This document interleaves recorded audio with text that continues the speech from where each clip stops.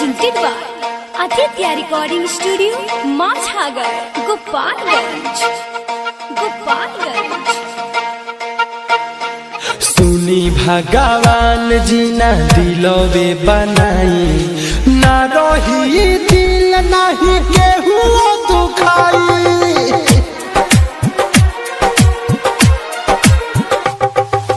सुनी भगवान जी ना दिलवे बनाई, ना रही दिल नहीं केहू दुखाई। DJ Amit Raj. प्यार मोहब्बत का होला ना केहू के बुझाई, ना रही दिल नहीं केहू दुखाई। सुनी भगवान जी ना दिलवे बनाई, ना रही दिल नहीं केहू दुखाई।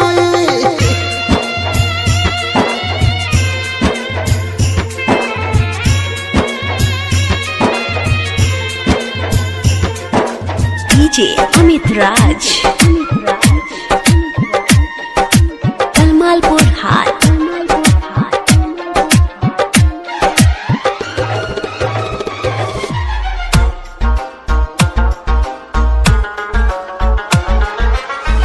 प्यार मोहब्बत अब केहू के ना भावे, मतलब खाती लोगवा दिलवा लगावे।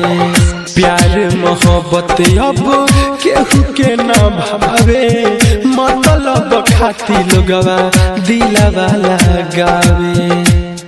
गिरे अखिया से लोर जब जाली सन छोड़, गिरे अखिया से लोर जब जाली सन छोड़। दिल के दर्द केहू नहीं केहू से सुनाई, ना रही दिल नहीं केहू दुखाई।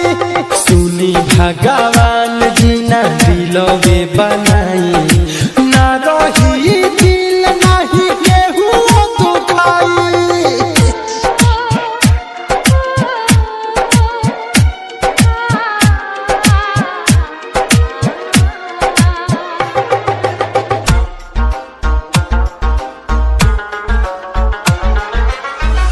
अब नहीं केहू पर सुन विश्वास बा, दिलवा हमार बनल जिंदा लाश बा। सच भोजपुरिया गाके कह सब लोग से दूरे रहलो भाई, प्यार वाला रोग से। कहे दीपक दीवाना करेली सब बहाना, कहे दीपक दीवाना करेली सब बहाना।